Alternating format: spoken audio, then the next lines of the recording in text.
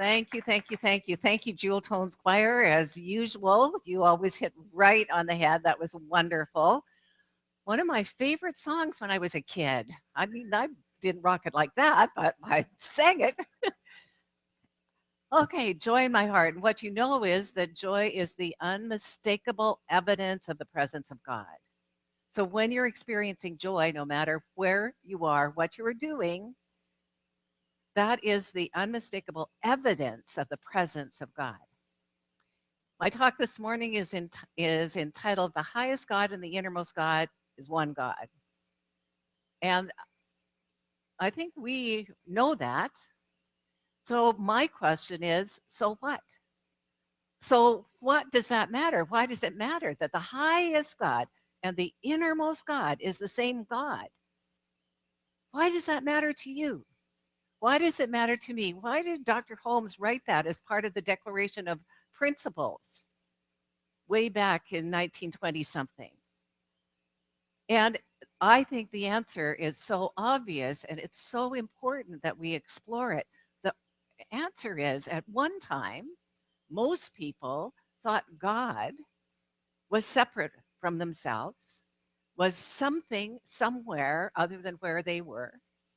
This great, mighty beingness high in the sky, this un, um, intangible presence, or this big judge, whatever it is that the people thought the God was, this highest God, certainly wasn't lowly, certainly wasn't part of the everyday experience. And yet, if it isn't part of the everyday experience, then what's the point? It is. So the highest God, and the innermost God is the same God. Many years ago, when I first came to the center, we used to sing as one of the congregational songs, we used to sing, "How Great Thou Art."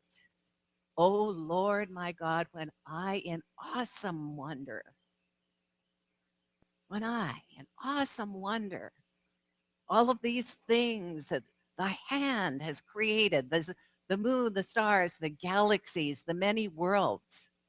And that sense of awe and wonder is the highest God. It is that thing, that universal presence that all things, created all things. And it is just as awesome when we had fear over the God as it is today when we do not approach our God with fear, but rather with joy and calm expectation of greater and greater good unfolding.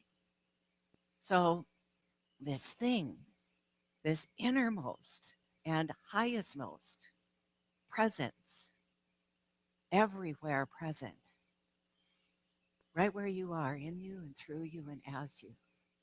But not only that, in all of nature and all of your friends, even the ones that are idiots sometimes, even the ones that you don't even think are friends sometimes, it's everywhere, everywhere present. That's one of the definitions, that's omnipresent. And that's something, if we can embrace that omnipresence of God, it is so good. Last year, we had the second half of our practitioner training, and it was a very small class. It was 3 students, and one of them was from Michigan, so she was Skyping in. And the other 2, because there are only 3, this was the best attended class ever because and we often had classes in my home.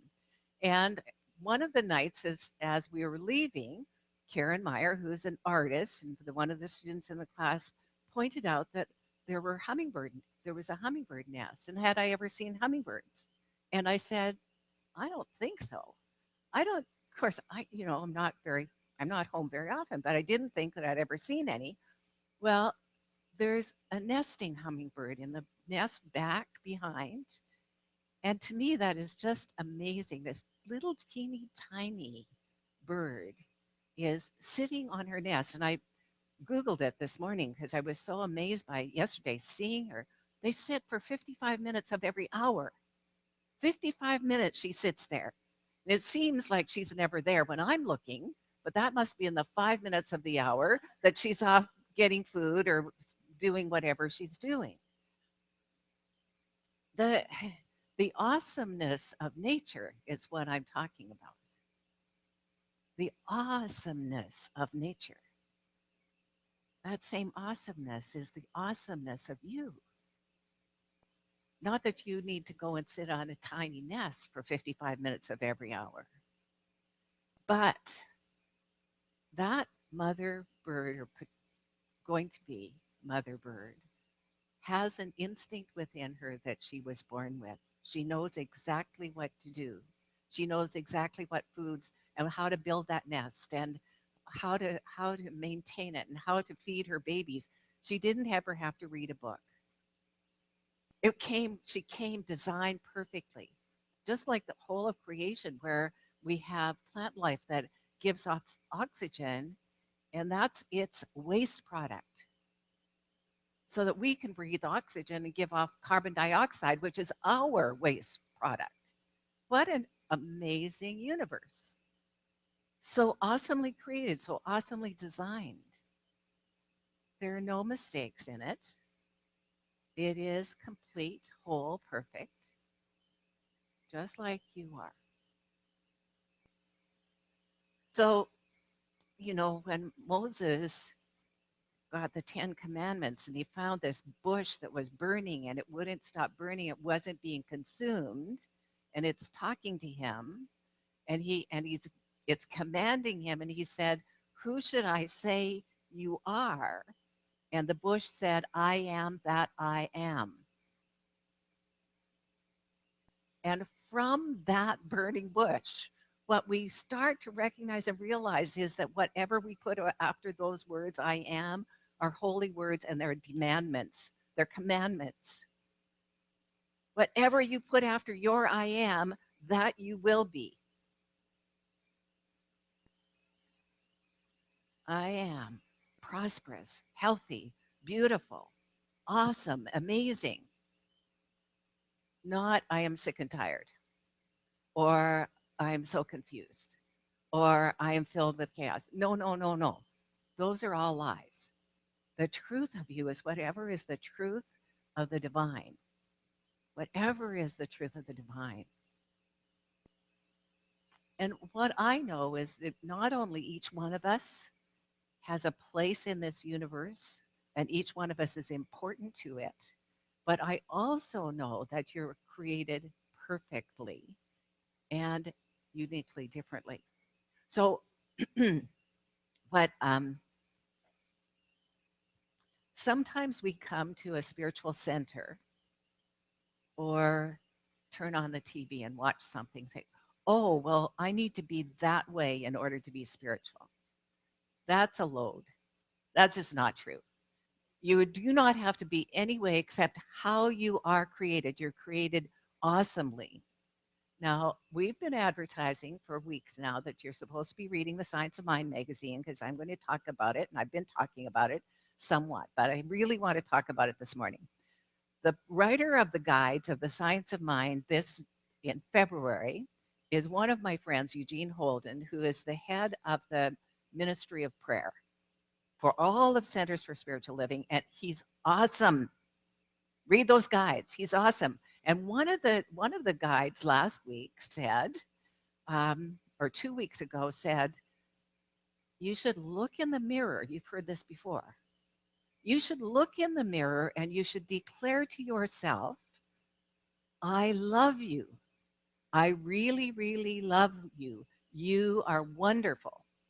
Now that comes from Louise Hay. We've heard it. Some of us do it. Charlie Summer told me the other night it should be done every day for 30 days. Okay, so there's your first assignment, every day for 30 days. Then Eugene went on last week, he added to that. He said, now not only that, but you should also look in the mirror and say, "Wow, I'm awesome." So let's say that together. "Wow, I'm awesome." Now here he said, people may feel silly about doing this, but what you're doing when you're looking in the mirror, you are programming your subconscious mind.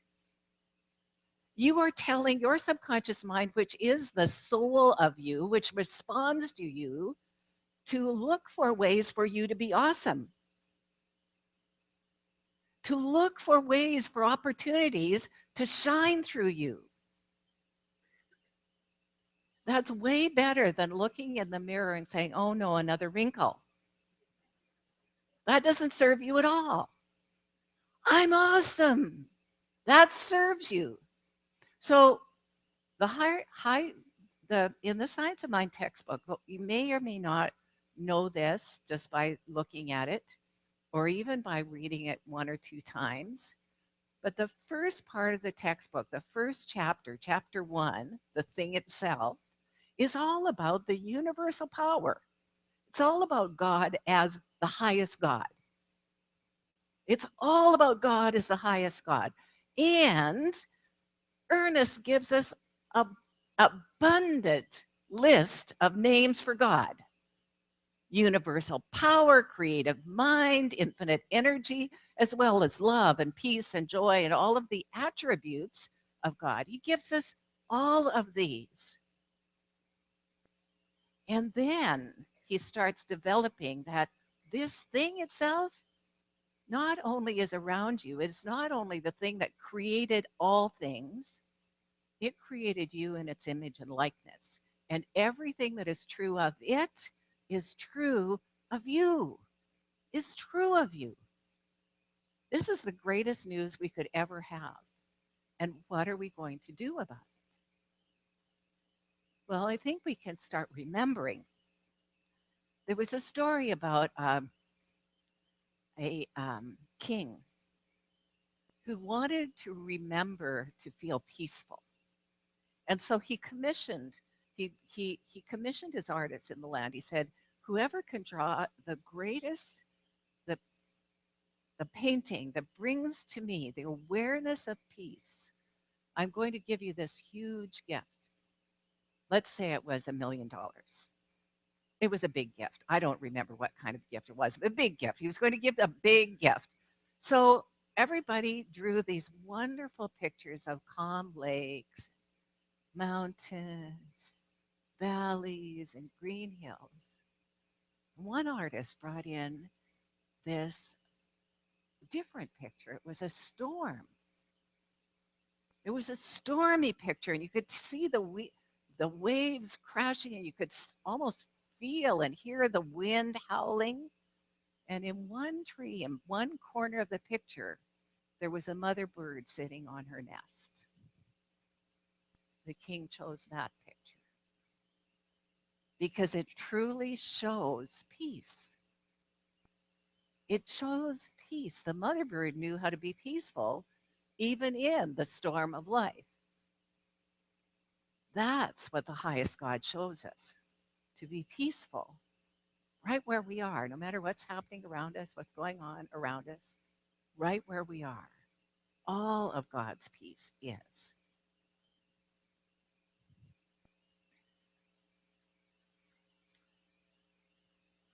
I've been releasing things. You know, the universe abhors a vacuum. So I'm pretty sure there'll be newness filling my life. I've let go of my dining room set. I've let go of my couch, my chairs, my 6 bags of clothing and jewelry. And it felt so good. It felt so good to let go of all that stuff because the I am that I am is not clothes or jewelry or things. It's the creator. It's the thing that brings the things. In the Mary Morrissey work that we were studying, the Prosperity Plus 2, she's the book that we're studying along with the course is a book called Your Invisible Power by Genevieve Barrand or Genevieve Barrand, however you want to say that name. She was the only student of Troward, of Judge Thomas Troward, who influenced her in its home. She was the only student. And that sounds, well, so what? There's so much more to that story. And part of the so what is she read something that Troward had written and it inspired her. Now, I know that most of you who read, first of all, the Edinburgh Lectures, inspiration isn't exactly your first word, unless you were Diane Hennessy, and she did. She went, "Wow, this is really good." But most people go, "What on earth is?" He's gone on for 3 pages and he hasn't finished a sentence. And that's true. That is true. But he is very, very clear. Anyway, she wanted to study with him. She wanted him to teach her. And so she wrote him. She's an American, and he's a Scottish judge. And now he's back in Great Britain. He said, "No, absolutely not. I'm not interested in having a student. I don't do that. I give lectures. I do not teach students. I have no interest whatsoever," he says. So she kept writing. And she thought, well, what I need to do, an idea came to her. What I need to do is go to Great Britain, because when he sees how persistent and passionate I am, of course he's going to choose me as his student. So she decides that probably, this was in the early 1900s, it's probably going to cost her $12,000 to go to Great Britain, stay there for several months. Now that's equivalent to about $500,000 today. She doesn't have $12,000, but she does have an idea that whatever she envisions must become hers. And so every night, before she goes to bed, she sits on her bed and she imagines counting um, 20 $1,000 bills, counting them, seeing them, counting them. And in the book, she doesn't tell us how it came, but she said an idea came to me, in which she was able to get this amount of money. And um, and then she did go. And she wrote to Troy, and he's continued to say, "I don't want to have a student." So now she's over there somewhere. And and it comes to her by intuition that um, that she should make an appointment to see an astrologer. She has no interest whatsoever. Now, this is a big clue for us, because sometimes we're guided to do something and we think, why am I doing this? I'm not even interested in this. And yet, the why is the who you meet along the way, or what's happening along the way. It might not be for an astrological chart, but anyway, well, comes to find out that astrologer is not interested in doing her chart either. He said, "Absolutely, I don't want to do this." And she has it in her mind. She gets her intuition is guiding her that she must stay. Now, can you imagine, her traveling companion has already gotten up. They've been sitting down together. The traveling companion has gotten up, ready to go to the door, and she's not going. She's sitting. She said, "I have no idea why I'm sitting, but I was guided to sit." Then along came the cat and sat on her lap. At which point the astrologer said, "I have never seen that cat go to a stranger before. I guess, I guess I will do your chart." Now, she didn't want a chart, but he had an answer for her for Troward. And she was guided as she was giving him the particulars of her birth, which you need to do for an astrological chart. It came to her. Now listen to it. It came to her to ask this question. And the question was, Troward said, "Can you explain this verse in Revelation?" Well, she wasn't a Bible scholar, and Troward was a Bible scholar, and she'd been asking all these people what they thought it meant. "What do you think this meant?" "We do that too. What do you think this means?" And then what what the astrologer said, she asked him too. And as soon as the words came out of his mouth, she said, "I knew that was the right answer." That's how intuition works. I knew it was the right answer. And when she immediately sent it to Troward, he immediately did not still didn't take her as a student, but said, I'm having lectures in Paris next autumn, and you may attend if you wish. It was the opening. Okay. So, how the highest God works in us is through our intuition. But we need to do our part as well. We need to make choices, decisions, be clear about what it is we do want. Because that thing, which is subconscious mind or soul of the universe, can only respond through us. It can only work for us by working through us. So, where in your life are you being guided? And because you don't understand why you're guided, say, no, no, I'm not going to do that. I'm inviting all of us today to take another look, make another choice. There's something good for you absolutely everywhere. Last night, I spent a couple of hours preparing my PowerPoint, and as I've been doing these last few Sundays, and I got some good mirror pictures, and I've got the quotes. And this morning, when I checked my purse, the flash drive was in my purse. It was the wrong flash drive. So I thought, I was already here, and I have time to go home. Is it important enough for me to go home? And my immediate knowing was no. The message I need to give is in my heart. It's not necessarily on any of those PowerPoints. It's in my experience, which is the same as your experience, because there's only one of us here. There ever only is one.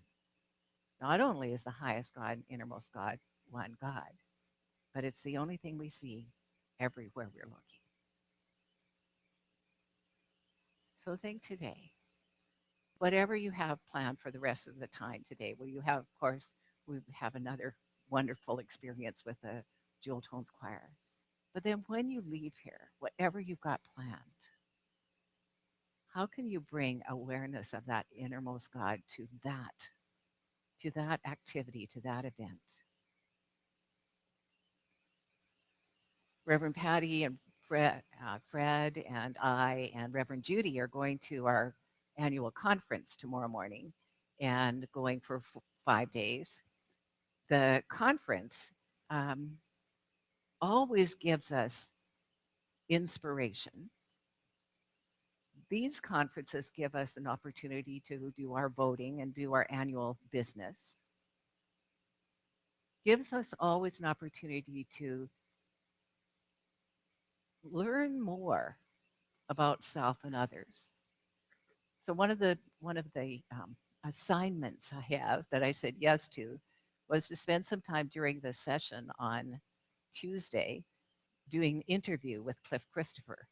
The board will the board will be interested in that, since we have mixed review of Cliff Christopher on our board, but he is very famous in the church circles, and so I'm going to get to do the interview with him, which will then be shown to other churches to promote our event in April.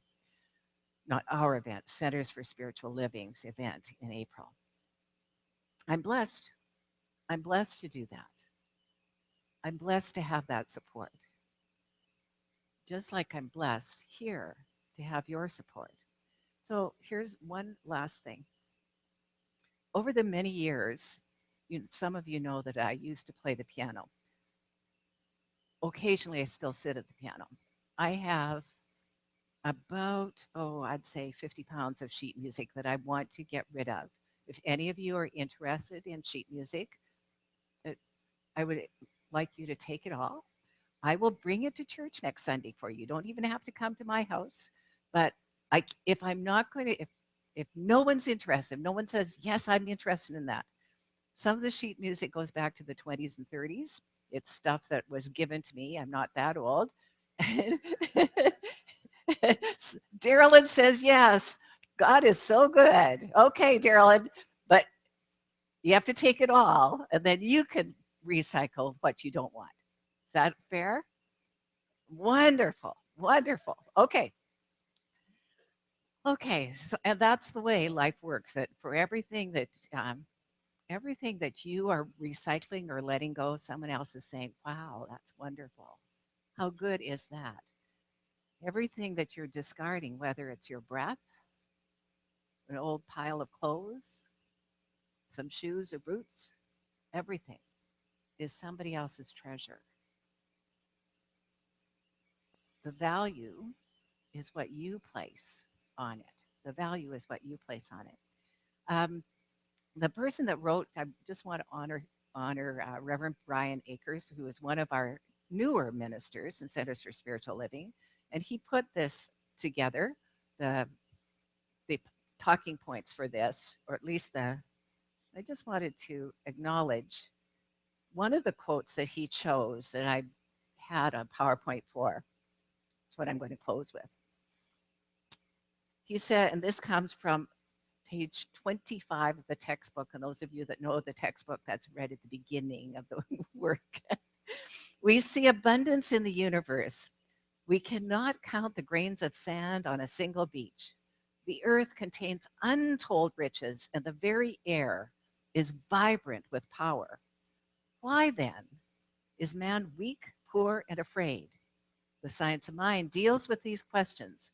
The divine plan is one of freedom. Bondage is not God ordained. Freedom is the birthright of every living soul. All instinctively feel this. The truth points to freedom under law. Thus, the inherent nature of man, human, is forever seeking to express itself in terms of freedom. That's you. That's me. That's why you're so awesome, because your nature is freedom itself. And that's the way it is. So it is.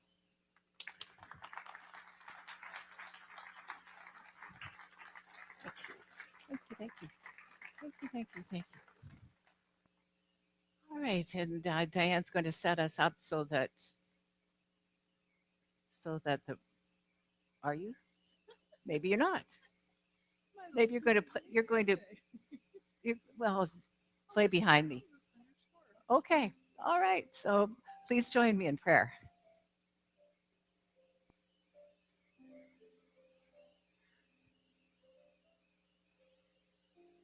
In this holy moment of now, I remember the importance of the I am. I remember the importance of and power and potency of the words I am. I remember that there's one power that I call God, that is creative mind, that is the Alpha and the Omega, that this, the thing itself, the thing that overshadows eternity, is right where I am. It's right where each one is. It's in and through and as me, in and through and as all. And I speak this word in the first person, inviting everyone who wishes to partake to say yes to what fits and no to what doesn't. I know that this thing itself in me vibrates at the highest frequency of love, the highest frequency of self awareness, the highest frequency of good, prosperity, and joy. I know that there's more than enough in this universe, and I speak this word knowing that I am the wholeness of it. I am the prosperity of it. I am the grace of it. I am the beauty of it. I accept for myself and I accept for all other beings ease, joy, grace, aliveness, vitality, and energy. I accept for myself as I accept for every other person the inflow of divine mind, of divine ideas, I accept for myself the greatest and highest good possible, that this one presence flowing through me is, in, is life itself. I accept that there is always an abundance of good, starting with ideas. And those ideas that come to me are mine, and I'm grateful for them. There's always an abundance of God's presence everywhere. I know and accept that I am sufficient to every demand placed upon myself. And so I place the highest and greatest demands. I don't make things happen, I make them welcome. I make them welcome by saying, yes, thank you, God, this too, and even greater. I remind myself that peace can be found in every moment, even when it looks like chaos and where it looks like storm, there is peace. And I know that that peace is the peace that passes understanding. I know in this holiest moment of now that all is well. I'm grateful, I'm grateful, I'm grateful that this is so. I'm grateful for the presence and power of God that indwells me, that overflows the borders of my beingness into the places of oneness.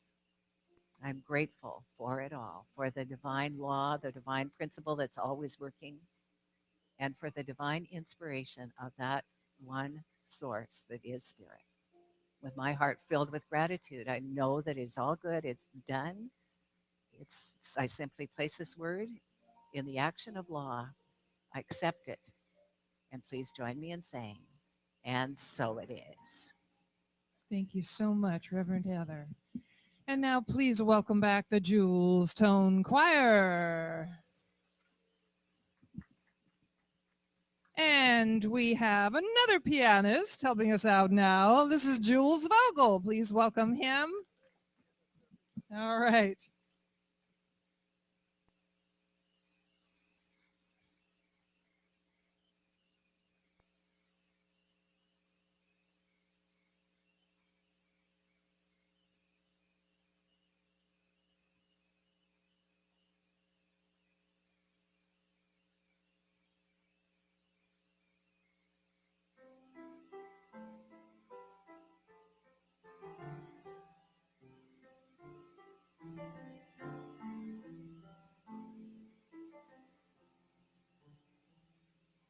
Give me wings to travel swiftly o'er fields of green and skies of blue, and let my wings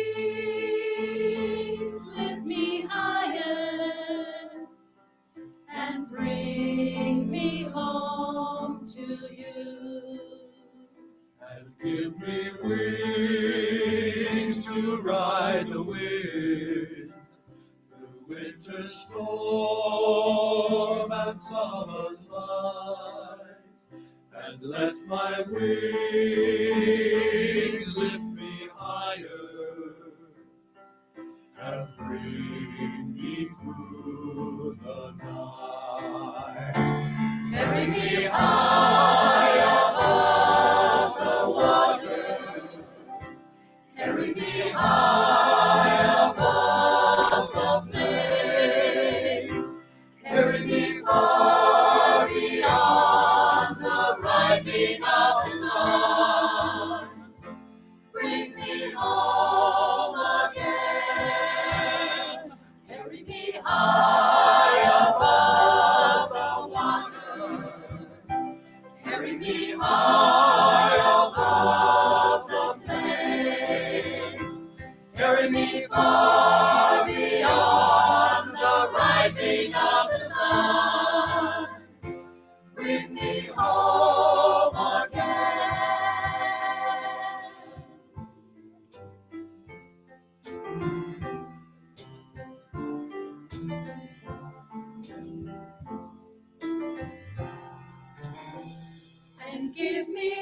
wings to see the mountain, to ride above the clouds so high, and let my wings lift me higher, and bring me through the night, and give me wings to feel the wind song, and let me fly above the sky, and let my wings lift me higher, and bring me to your side. Carry me high above the water, carry me high above the plain, carry me far beyond the rising of the sun, bring me home again. Carry me high above the water, carry me high above the plain, carry me far beyond the rising of the sun, bring me home again. Carry me high above the water, carry me high above the plain, carry me far beyond the rising of the sun, bring me home again, bring me home again, bring me home again.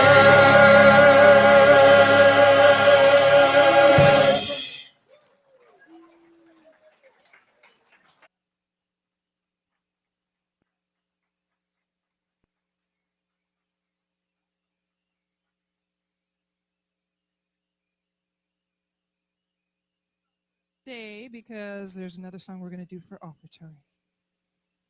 Thank you. Thank you so much.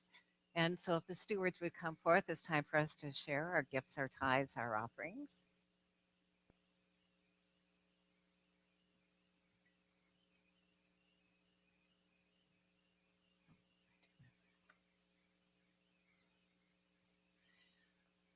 All right, and please repeat after me. Divine love in me blesses and consecrates all that I am, all that I have, all that I give. I give with love, and I love to give. Circulation is fun. And so it is. We have a special treat for you. We're making her debut with the Jules Tone Choir is Amélie de Terrive, and that's April's daughter. So Amelie's going to be doing the lead in on our next song, which is Build Our World on Love, with love.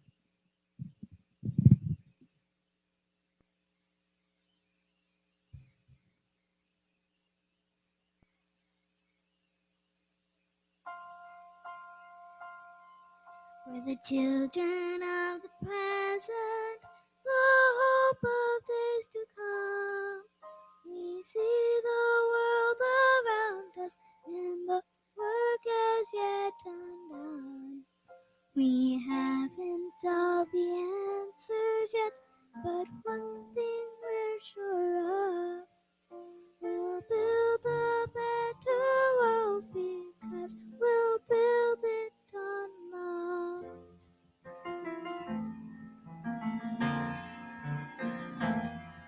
With dreams of peace and friendship, we seek a hidden truth.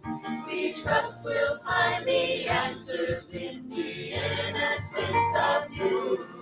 So side by side we gather and march forth hand in hand to sing of love and brotherhood for people, all lands. Sing about hope tomorrow. Sing about faith. And faith in the dreams we share. Open your heart. Sing away sorrow. Sing about All joy. that We see a new tomorrow, a bright and shining day. The road does not look easy, but we'll walk it come what may. And when our journey's ended, a wondrous sight we'll see. A world of love and brotherhood bound in true unity. Sing about hope tomorrow. Sing about faith. and faith in the dreams we share. Open your heart. Sing away sorrow.